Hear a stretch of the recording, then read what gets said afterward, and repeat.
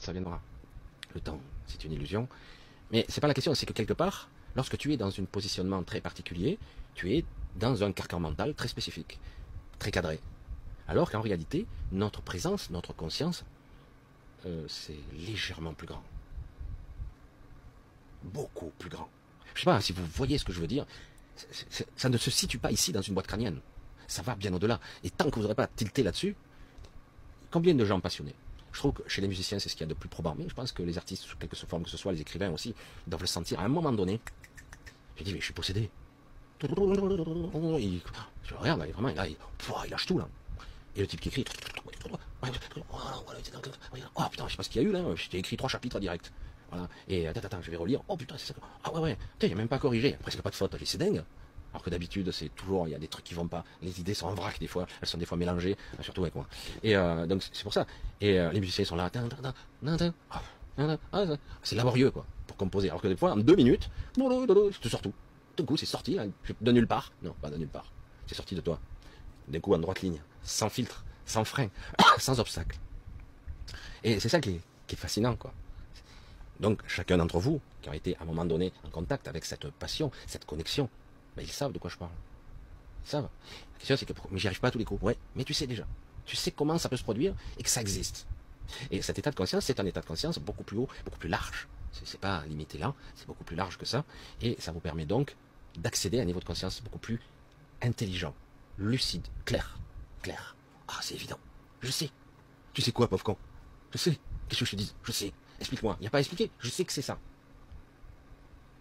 Et c'est juste. C'est moi. C'est ma mélodie. C'est mon gâteau. C'est mon plat. C'est ma symphonie. C'est moi qui vibrais ça. C'est moi ça. Je reconnais. C'est mon truc. C'est une part de moi. C'est une projection. C'est une manifestation de moi. C'est ma création. C'est ça qui... Après, au-delà de tout ça, ben, on fait ça pour le réel. Hein, ce qu'on dit être la réalité, plutôt.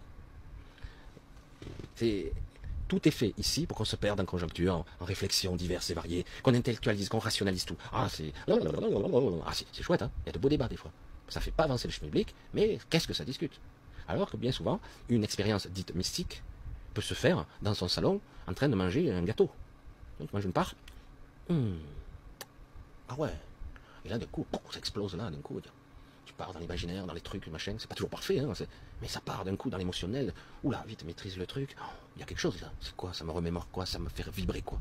Hein. Et l'autre, la personne qui compose, qui est là, d'un coup, elle se met devant son piano, elle est là, elle pose les mains. Donc ça part doucement, ça part, et puis d'un coup, tout comme moi, parfois, lorsque je démarre en direct, celui-là, ça part doucement, ça part, et puis d'un coup, ça y est, je connecte.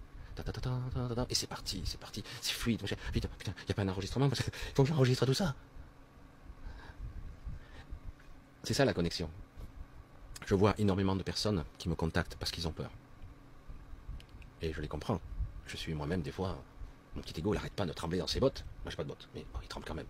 Et du coup ça me fatigue, quoi, ça m'exaspère. Oh, je suis là entre découpé en deux. C'est bon, lâche le truc, c'est bon. Et comme si je parlais à moi-même. On dirait de taré, hein, mais qu'est-ce que je te dis? C'est comme ça que ça marche. C'est ça le problème. Et c'est comme ça qu'à un moment donné on se partage. Il ne s'agit pas de réprimer l'ego. Il s'agit de le voir et de le chaperonner, de le raisonner. Comme un parent qui parle à son enfant. Un peu comme ça. Et c'est pas à l'enfant de diriger, même si bien souvent c'est le cas. Non. Ok. Et c'est pour ça que c'est très spécial quand même. Cet état de conscience, donc une fois qu'on commence à l'appréhender un petit peu, le moment venu, derrière le voile, lorsque le corps sera déconnecté de votre psyché, parce qu'il y a encore le corps énergétique, l'ego il est encore là, un peu distordu mais il est toujours là. Donc quand d'un coup, vous avez la possibilité à ce moment-là d'être beaucoup plus intuitif. C'est d'ailleurs assez délicat parce que certains ont peur de cette connexion-là. Vous êtes derrière plusieurs voiles qui vous cachent le réel, ce que vous êtes vraiment. Mais là, qu'on le veuille ou non, à ce stade-là, un des voiles est tombé, et un gros. Il tombe, et là vous êtes de l'autre côté, vous êtes plus sensible encore, si vous l'étiez, vous l'êtes encore plus, et là, évidemment, on peut générer de la peur ou de l'angoisse, ou, je sais pas, le néant, les disparaître, que sais-je, toutes ces peurs. Alors qu'en réalité, il suffit simplement d'être là. Et en étant là, très rapidement, ça se met en place. Tout seul. Et vous savez, de façon intuitive, ce que vous devez faire. Et non pas, ah, je dois aller à gauche, ou je dois aller à droite, je dois faire ci, je dois faire ça. Ça, c'est l'ego, ça. C'est intuitif. Quand quelqu'un a travaillé toute sa vie sur un violon, sur un piano, il est là, oh, si bémol, attends là, ça fait peur, parce que si tu fais ça, c'est une mécanique. Je dis, oh, putain, c'est moche, quoi. C'est un robot qui joue. Mais vous voyez plutôt la personne qui, à force de travailler, tout ça c'est un tout. C'est pas une note après l'autre, plus ou moins forte, plus ou moins appuyée. Non, c'est vous. C'est le prolongement de vous. Et c'est vous qui émanez, qui reflétez, qui vibrez ça. C'est vous. Et le vrai vous, presque, j'allais dire. C'est ça qui est intéressant. Et il n'y a pas de je dois faire ci, je dois faire ça. Tout comme le maître en art martial, il ne calcule pas. Là, je vais lancer ma main comme ça, je vais lancer un athémie. Non, sur le côté. Ouais, ça va pas, non. Tu es déjà par terre. Hein. Face à un champion, il t'a pris 3 coups alors que toi, tu es déjà tu penses à peine à réfléchir. T'as même pas le temps, quoi. Tout ça, c'est évident. Tu lâches le truc, les vannes arrivent, et ta mémoire cellulaire, ta mémoire inconsciente, elle fonctionne. Pour le piano, pour le violon, pour les arts martiaux. Et pour le peintre, c'est différent. Pour l'écriture, c'est un exercice encore spécial. Mais même, c'est quand même un système à peu près similaire. Le peintre, c'est pas pareil, parce que parfois, oui, ça dépend s'il peint sur une carte postale ou s'il peint ce qu'il voit, mais à un moment donné, il va peindre selon son style, il va peindre avec ses couleurs à lui. Parfois, ce n'est même pas représentatif de ce qu'il voit, c'est ce qu'il ressent qui va ressortir plus que ce qu'il voit. Moi, je suis parti dans les trucs, là. Ça devrait être une évidence, tout ça, pour tout le monde. Et d'ailleurs, souvent, j'ai la réflexion, tout le monde me dit, bah, je le savais. Ouais, mais peut-être que vous avez besoin qu'on vous le rafraîchisse un peu plus profondément. Ça vous éviterait des angoisses inutiles qui vous plaquent au sol. Parce que c'est pas ça l'objectif, c'est être là, être présent à soi. Et si vous analysez bien, est-ce que vous êtes vraiment là? Pas complètement. Mais je vous rassure, être 100% présent là, personne n'y arrive. Et certains qui se disent supraconscients, certains se disent supraconscients, ils disent, moi je suis dans un état de présence total, presque total. Ah, presque, c'est ça la différence. Et on constate qu'en réalité, si on était capable de voir l'émanation, la créativité, les intentions de la personne qui se dit supraconsciente, on s'aperçoit qu'en fait, une bonne moitié, voire plus, est ailleurs, éparpillée. Un être qui est capable d'être focus là, en point de convergence avec toutes ses parties, là, maintenant, pas évident. Hein. C'est pour ça que les êtres supraconscients, ils dépassent très rarement les 50% de leur psyché. Très très rarement. Il y en a, c'est rare. C'est rare. Quand vous arrivez déjà à des petits pourcentages du style 20%, soyez content. C'est-à-dire que vous pouvez plus facilement rentrer en fusion partielle, en début de fusion avec votre esprit, votre vision globale, haute, basse, intelligence, vision, connexion, compréhension, je sais pas, qui n'a rien à voir avec l'intellect. C'est les êtres les plus évolués qui ont vécu sur ce monde n'ont jamais dépassé les 80%. Et déjà, c'est inimaginable.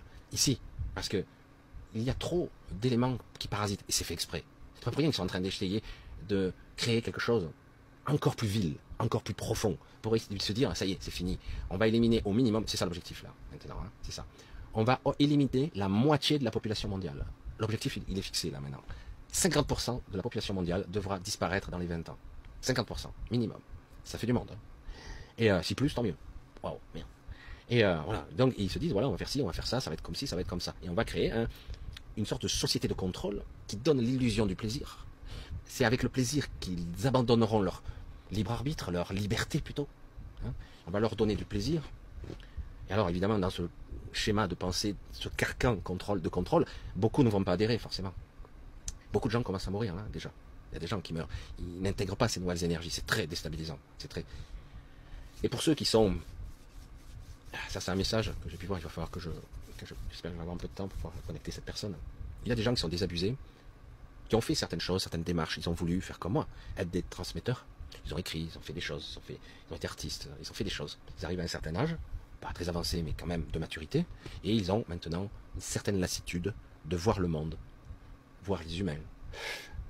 C'est vrai qu'au premier abord, tu te dis, bon, j'ai délivré certains messages, j'ai essayé de faire au mieux, c'est ce que j'ai essayé de faire aussi à ma façon, et puis finalement, je pense que les gens ne veulent pas être libérés, ne veulent pas apprendre, ne veulent pas comprendre. Au final, même si c'est pas tout à fait la même forme, les choses ne changent jamais.